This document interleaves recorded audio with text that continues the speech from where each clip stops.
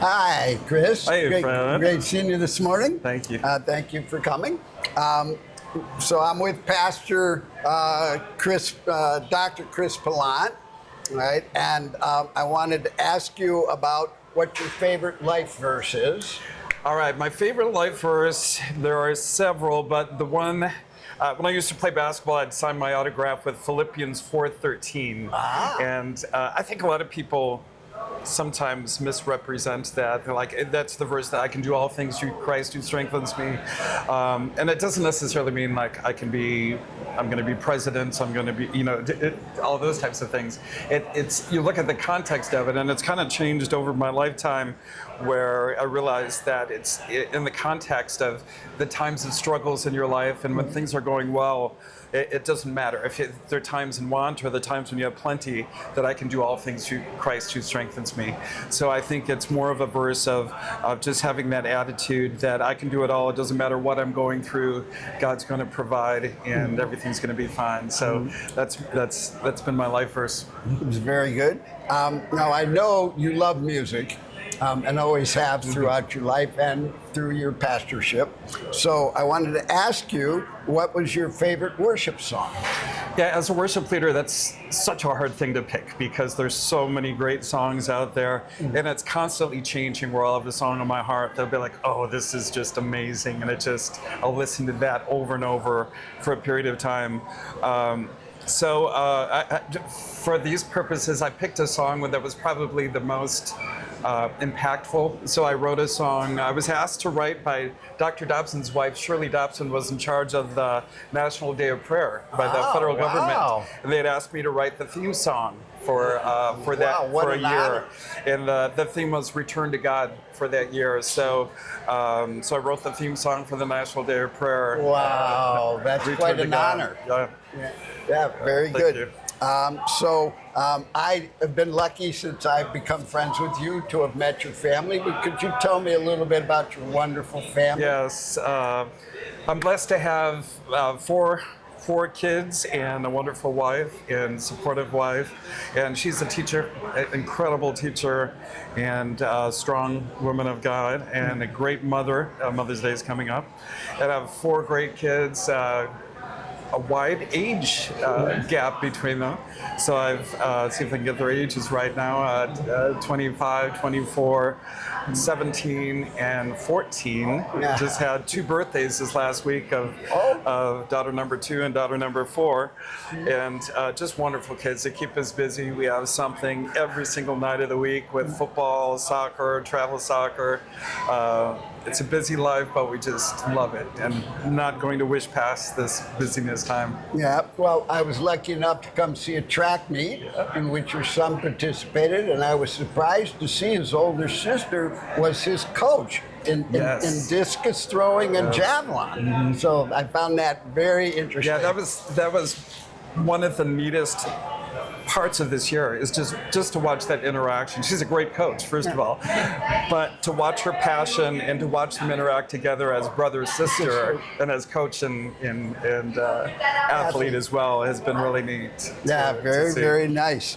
So can you tell me a little bit about your career experience? Yeah, it's been interesting because I've had a dual career in both education and in music. So on the music side, I was a worship leader in different bands, and did a little bit of music in Nashville, Tennessee, where I traveled with some bands. And once we started having kids, travel music ministry doesn't work very well because my wife is stuck at home. So after that, I was stuck with worship leading. So I've been the last 30 years involved with music ministry, and I serve now as a worship pastor. So that's very nice. I'm lucky enough to attend Church United, where you are the music pastor. And you come up with new songs and some nice prayers, and we definitely appreciate you live in our Sundays. Thank you. So then, I know you're a very well educated guy, but could you tell me a little bit about your education? I know you got at least 3 advanced degrees, so. Yeah, I started in education. Actually, I started as a graphic designer. Both my parents were in education, so I wanted to do something completely different. Right. And I always loved kids, but I started as a graphic designer, and I played basketball in college, which was difficult to finish all the artwork when we were traveling, because at that time we didn't have laptops and things like that we Right. could take. So I was having a hard time getting done with my artwork. And I would present my artwork each day when it was due at the end of the week, and I would stay up all night and it would still be wet as I'm putting it up on the board. I'm just barely getting by. So I switched to art education, and the first education class was special education. I just had a heart for kids with disabilities, so I switched my major to special education, had a minor in art, and that was my bachelor's, and then master's. I got in education leadership, and that's my doctorate as well in education leadership. So I've done a career in education and music ministry for the last 30 years. Yeah, you're an amazing guy with a lot of talent. We're all lucky to have you. So I know one important date, you were born again. Could you tell me a little bit about that? Sure. I grew up in a Christian home, and I had a knowledge about Jesus. I knew all the stories. I would pray often. I understood a lot about the Christian life. I really didn't understand salvation, or how, if you were to ask me, how do you get to heaven? I would have said, most likely, because I'm a good person. I deserve to go to heaven. Now I see where my flaws were. It's not by works that we make it to heaven, but it's by faith in Jesus. He filled that gap, and it's through our faith in Him and His grace that we make it to heaven. Even the demons believe in Jesus. It's not enough to believe. We have to put our faith in Him and make Him Lord of our lives. So when I came to that understanding, I went to college, and the very first person I met was a previous basketball player. He noticed I was wearing an Indiana basketball t-shirt, and we started talking, and he happened to be the president of the local college Campus Crusade for Christ. So we played pickleball together, and he would come to my dorm room with some of the other leaders, and they would share Christ and the old 4 Spiritual Laws book, and it really made me understand the gap that we have. We've all sinned and fall short of the glory of God, and the only way to fill that gap is through Jesus and what He did dying on the cross for our sins. And they asked if I would say the prayer of salvation or if I've done it before, and I was like, yeah, I've done it before, so I'm good. But when they left, I was like, I had to make sure of this. So I prayed the prayer of salvation. And so that's what I point to as that moment that really made the difference, and I understood that salvation and the free gift of salvation through Jesus. And so my born again date, I would say, is September of 1989, my first year of college. Wow, very good. So I know you have a ton of hobbies and other interests. Could you speak to some of those? Yeah, I love all sports. So much of my life is having 2 careers. There's a lot of my day that's taken up because I work a full day and then another half a day. Doing music doesn't really feel like work much, because I listen to music all the time and play the piano. So that's a big part of my life, obviously. But I love sports too. So I love basketball, I love swimming, lifting weights, and so I break up my day. I work from home, and I go and I lift weights a few times a week and swim a mile every day at lunchtime also, just to keep myself going. And I know there was a time when you scored a tremendous amount of points trying to go from a smaller college into a bigger time program, right? Yeah. Yeah, so that story, I was trying to pad my stats, and I started a game, it was a non-season, out of season tournament game, and I had a lot of points early, so I was like, okay, I'm gonna pad my stats, and just kept shooting the ball, and it kept going in. So I shot like 18 for 22 for 3-pointers, and ended up with 72 points for that game. That's quite an amazing feat. Thank you. So congratulations for that. So, I mean, I know that you're a person who sets some goals and you meet and surpass them a lot. What did you find here in Gap that drew you here? How did you find Gap? Yeah, so coincidentally, I was coming here anyways. I would drop my son off at school, and I would come and work from seat to table. And I saw this group of men, and I'm part of a Grow group with Grow Church, a men's group that have been just an incredible group of guys that I've been going there probably 6 years and stayed part of that group, even though I lead worship at different churches. That's where our family would go before we went to Church United. And so I kept going to that group. And there was a group of men from Grow Church that were here. So I was like, what are you guys doing? And I would always come later because of when I would drop my son off. But I started, found a different ride for my son so I could start coming to this and started coming out, I think about a year and a half ago. Wow. No, well, I'm so glad you did. Thank you. What is your best advice that you've received throughout your walk with Jesus Christ? Oh, best advice. I would say what solves everything is going back to the source. So I think in Matthew 6:33, seek ye first the kingdom of God, and all these other things will be added to it. So whatever problems that you go through, and we're promised to have problems. Each day is going to have its share of difficulties. Even though we're Christians, doesn't mean we live a perfect life or don't have struggles. So I love Matthew 6:33, where it just says, "Seek ye first the kingdom of God and His righteousness," and then how all our problems will be solved with that. So going back to that simplicity of seeking God and His righteousness. Yeah, listen to God, and you'll be on the right path. Right. Very, very profound idea.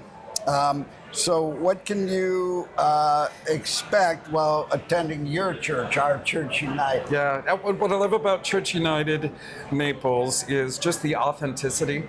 We have a wide range of people that go there, and it's really a community church where they serve as a food pantry, and they're giving, I think they fed 10,000 families last year. Wow. Where they're just give it to the people in the congregation and say, give to your neighborhood, reach your community. They get pallets of food and they'll bring it out to Lowe's and to Target and to all these different workplaces to give to the workers there. They have workers come and stop by there to pick up food. So just their involvement with the community. If you ever need anything, when my dad was in the hospital, boom, they said, we'll be there. We're going to come. We'll pray for you. Just people of action, authenticity, and everything is, they have a biblical worldview. So everything that happens, they look back, okay, what does the Bible say about that?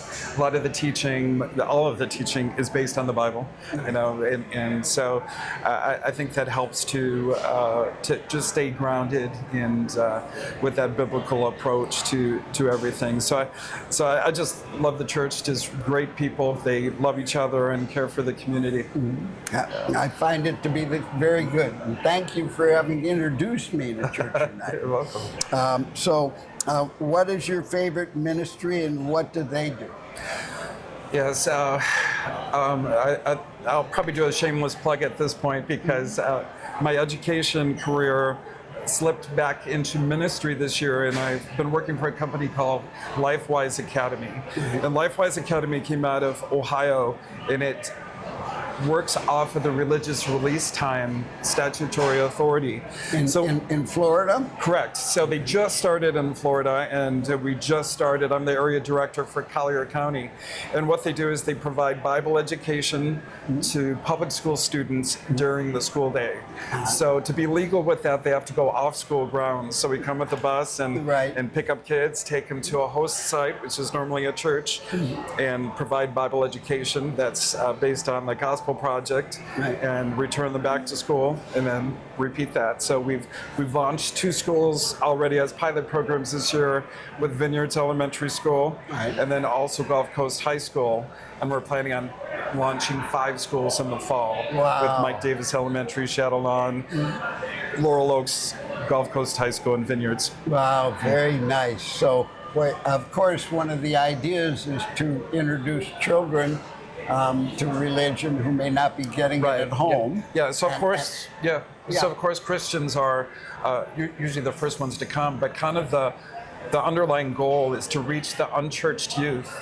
84% of the kids that come to Christ do so before the age of 18. Wow. So we just have a small window to reach these kids. Right. And we're having all-time highs of suicide, anxiety, depression, and all-time lows of church attendance and knowledge of the Bible. So it's just a prime time to take advantage of these statutes that we have in our constitutional rights to be able to have this religious release time, and it's really making a difference. And they're in like 600 schools now in 30-some states, and just beginning in Florida. Do you have any idea how long they've been doing this?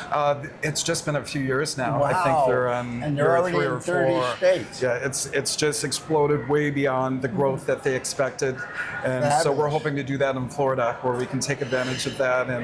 And it's an easy sell to churches, because how else do you reach the unchurched youth? Right. It's really hard to reach that, because you have to bring the parents in. Right. And they can do summer Bible camps and vacation Bible school and things like that. But during the school day, this is a way to reach some of those kids that need attention, that want something different. And what they've been seeing throughout the nation is they're getting some kids in that are troubled, and they don't have any knowledge, don't even know who Jesus is. And these kids are getting changed, and they're coming back. The parents and kids, the schools are wondering what's happening, because this kid is now polite and nice. And then the parents start coming to church. They have a strong research base as well, showing how their grades improve, their behavior improves. Wow. So it's scientific. They have scientific research showing the effects of this program and how it can really make a difference. Yeah. Oh, obviously it does. Christ makes a difference in our lives, makes us better people, right? For sure, as well as strong believers. Yeah. Okay. So thank you so much for that. Now we have some things here we want to pass to you. So we want to give you this armor of God from Gap that you can wear. It's our wristband, and we want to give you more so you can pass it on. Okay. All right, because we know you're very good at ministering and talking to people about Jesus. So, and then we have the Warrior's Prayer that goes with that. So we'll pass some of that on to you. Oh, and we have this hat for you. Nice. Okay, this is the Godly Accountability Partners hat. Miracle cap. What cap? Miracle cap. Oh, Gap miracle cap. miracle cap. Gap Okay. miracle cap. Yeah, I guess it grows hair real I'm fast. starting to need. I'm starting to need some of that extra hair up on top. So this will be good. Oh my gosh, look There at you these go. guys. Hey, can we get a picture of you too? Oh, go ahead. Right, and then we want to pass this on to you. Thank you very much for being part of GAP and, Thank you. and helping improve all our lives and our walk with Jesus. All right, the gap here. Thank you. Love it. Love Right, it. brother. That's great. Thanks again for teaching. Thank you. Thank you. I want to help volunteer too.